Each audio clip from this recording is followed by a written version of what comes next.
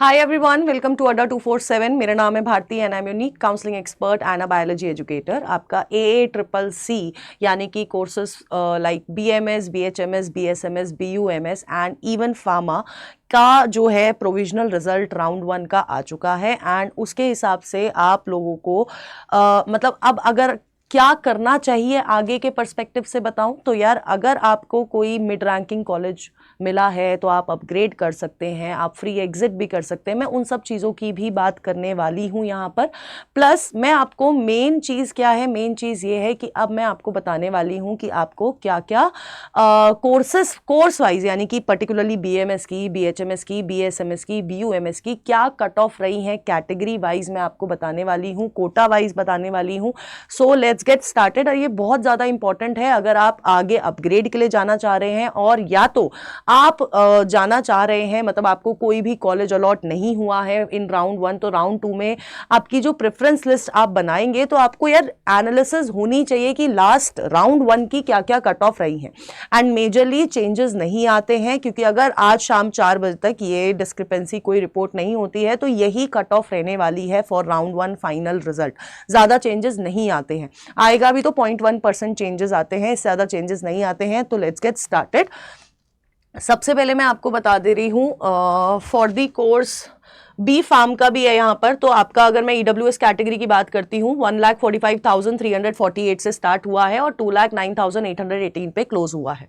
OBC category started at 1,40,946 और 1,65,869 पे close हो गया है। Open category close at 1,40,466 for B pharma, अभी बी फार्मा ही बता रही हूँ। SC कैटेगरी 3,26,638 पे क्लोज हुई और ST कैटेगरी क्लोज एट 3,42,383 पे क्लोज हो चुकी है। वहीं पर अगर हम लोग बात करते हैं for BMS category, BMS category closed eight for EWS category के लिए 79,462 पे क्लोज हुई है। OBC कैटेगरी 79,182 पे क्लोज हुई है। ओपन कैटेगरी क्लोज एट 74,381 और SC category closed eight 2,24,577। ST category close eight 2,75,781 पे क्लोज हुई है।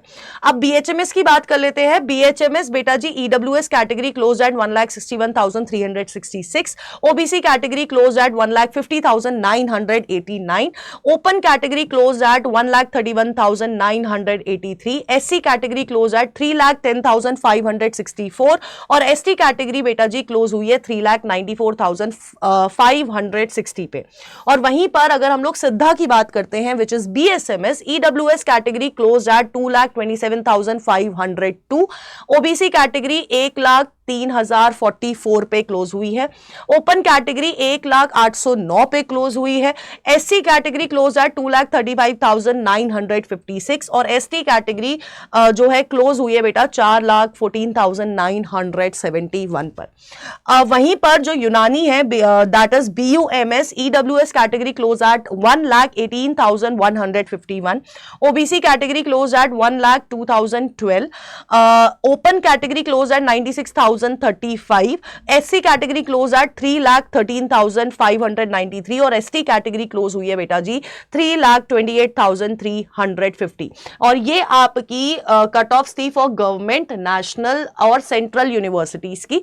अब बात कर लेते हैं बेटा जी गवर्नमेंट एडेड की। तो गवर्नमेंट एडेड में जो BMS कोर्स है बेटा जी वो क्लोज हुआ है फॉर EWS कैटेगरी 90,115 पर, OBC कैटेगरी 87,697 पर, उसके बाद ओपन कैटेगरी क्लोज एट 84,900 पर और आपका जो SC कैटेगरी है वो क्लोज हुई है 2,34,668 पर। ST कैटेगरी क्लोज एट 2,89,217 पर। और गवर्नमेंट एडेड में आपके कुछ BHMS के भी कॉलेजेस थे। तो EWS कैटेगरी क्लोज हुई है बेटा जी 1,54,124 पर, OBC कैटेगरी क्लोज एट बेटा जी 1,50,673 पर, ओपन कैटेगरी 1,42,903 पर और SC कैटेगरी क्लोज एट 2,98,322 पर और ST कैटेगरी क्लोज एट 3,88,063 पर। ठीक है, ये आपकी गवर्नमेंट एडेड कॉलेजेस की थी। वहीं पर अगर मैं मैनेजमेंट या पेड सीट्स की बात करती हूं फॉर बीएमएस कोर्स, आपका क्लोजिंग रैंक गई है 8,43,532 और बीएचएमएस कोर्स की गई है 13,17,659 आपकी क्लोजिंग रैंक गई है। अब आप लोगों को पता है there are minority quota as well, तो अगर मैं मुस्लिम माइनॉरिटी की बात करती हूं फॉर गवर्नमेंट कॉलेजेस तो आपका for BMS it closed eight 12,43,553 और बीएचएमएस क्लोज हुई है 13,04,215 पर। वहीं पर अगर मैं मुस्लिम माइनॉरिटी सेमी गवर्नमेंट की बात करती हूं तो आपका बीयूएमएस का कॉलेज है, बीयूएमएस कोर्स है जो क्लोज हुआ है 1,47,633 पर और linguistic minority for BMS college BMS course closed eight बेटा जी 76,168। वहीं पर अगर मैं जैन माइनॉरिटी की बात करती हूं तो गवर्नमेंट कॉलेज की अगर मैं बात करती हूं तो we have one BMS course over here जिसकी जो कट ऑफ गई है क्लोजिंग रैंक 8,68,362 गई है और Jain minority semi government college की अगर बात करती हूं तो 2,31,415 पे क्लोजिंग रैंक गई है और एनआरआई कोर्स के लिए एक बच्चा है जिसकी जो ओपनिंग और क्लोजिंग रैंक इसलिए सेम है विच इज 8,06,883। ये आपकी जो है ओवरऑल सारी course wise category wise cut off रही है फॉर राउंड 1 ऑफ AACCC। अब मैं आपको आगे डिस्कस कर लेते बेटा जी। देखो फॉर एग्जाम्पल राउंड 1 का आपका रिजल्ट आया है provisional result which is almost similar रहता है आपका फाइनल रिजल्ट भी। अब इसमें आपकी दो कंडीशन है, या तो आपको कॉलेज अलॉट नहीं हुआ तो आप सीधे राउंड 2 में जाएंगे और राउंड 2 में आपको फ्रेश रजिस्ट्रेशन नहीं करना है। ठीक है, no fresh registration for you all. ठीक है, बस आपको क्या करना है, आपको फ्रेश चॉइस फिलिंग करनी है। ठीक है, फ्रेश चॉइस फिलिंग करनी होगी जस्ट लाइक एमसीसी। ठीक है, अब अगर आपको कॉलेज अलॉट हो गया है यानी कि इट्स अ यस, मतलब आपको कॉलेज अलॉट हो गया है, अब आपके पास दो ऑप्शन है, या तो आप उस कॉलेज, तीन ऑप्शन है बेसिकली, आप उस कॉलेज से सेटिस्फाइड है, आपको जो कॉलेज मिला है आप उससे खुश है तो आप जाके रिपोर्ट करेंगे, अपना एडमिशन ले लेंगे, अपनी फीस भर लेंगे and your counselling will get over. यहां पर आपकी काउंसलिंग खत्म हो जाती है। बट अगर आप अपग्रेड करना चाहते हैं, आपके पास दूसरा ऑप्शन है किसका बेटा जी, अपग्रेड का, and third option is for free exit. ठीक है, फ्री एग्जिट का तीसरा ऑप्शन है। अपग्रेड क्या होता है, अपग्रेड होता है कि आपको कॉलेज मिल गया है, फिर आपने कॉलेज में जाकर रिपोर्ट करा, रिपोर्ट जब आप करते हैं तो वहां पर आपको अपग्रेडेशन का पूछा जाता है, फॉर्म में भरवाया जाता है। तो आप अगर रिपोर्ट करते हैं फिर आप अपग्रेड में येस या नो फिल करेंगे। अगर आपने येस भरा है तो आपको फिर राउंड 2 में आप पार्टिसिपेट कर पाएंगे और राउंड 2 में आप लोगों को भी ऐसा नहीं कि दोबारा रजिस्टर करना है, ऐसा नहीं है, आप लोगों को क्या करना है बेटा जी, सिर्फ चॉइस फिलिंग दोबारा करनी पड़ेगी। एंड फॉर दी स्टूडेंट जो अपग्रेड कर रहे हैं बेटा जी, मैं आप लोगों को बहुत क्लियरली बोल रही हूं कि फॉर एग्जाम्पल अगर there were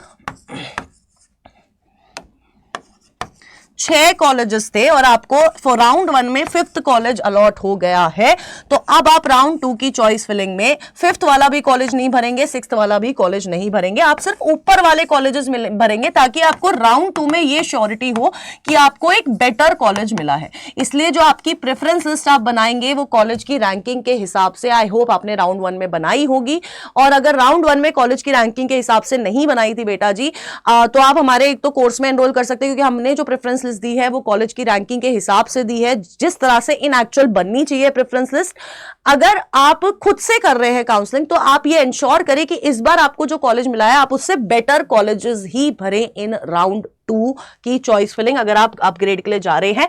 even for free exit, free exit क्या होती है कि आपको कॉलेज मिला बट आपने रिपोर्ट नहीं किया, आपने रिपोर्ट नहीं किया तो वो फ्री एग्जिट कंसिडर होगी और इसमें आपका कोई भी सिक्योरिटी डिपॉजिट फोरफिट नहीं होने वाला है। तो आप सीधे राउंड 2 में जाके आपको भी फ्रेश रजिस्ट्रेशन नहीं करने हैं, आपको क्या करना है, सिर्फ फ्रेश चॉइस फिलिंग करनी होगी। एंड फॉर यू ऑल, आपको मैं आपको बता देती हूं आप लोगों को क्या करने का है। आप लोगों को देखो, आप फ्री एग्जिट ले रहे हैं, तो अगर ये 6 कॉलेजेस है, आपको 5th कॉलेज अलॉट हुआ है, तो आपको ये 5th वाला भी भरना है, क्योंकि आपने पहली वाली सीट रिटेन नहीं करी है। अब आपको पता है कि आपको एटलीस्ट इस वाले कॉलेज में एडमिशन मिल सकता है, तो आप ये कॉलेज भी भरेंगे और इससे बेटर कॉलेजेस भरेंगे। इससे जो लोअर रैंकिंग कॉलेजेस है वो आपको नहीं भरने हैं इन राउंड 2 की चॉइस फिलिंग। बहुत क्लियरली मैं आपको यहां पर बता रही हूं।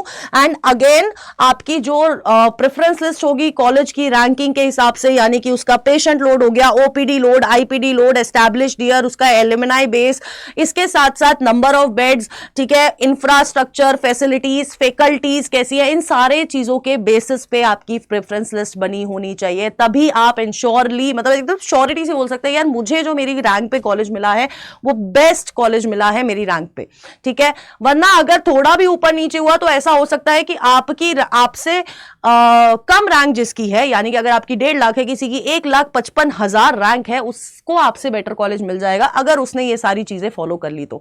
अगर आप खुद नहीं बना पा रहे हैं प्रेफरेंस लिस्ट बेटा जी, तो आप चाहे हमारे 1 वाले बैच में जाएंगे, 1 प्रो वाले बैच में जाएंगे, आपको दोनों में प्रेफरेंस लिस्ट मिलने वाली है।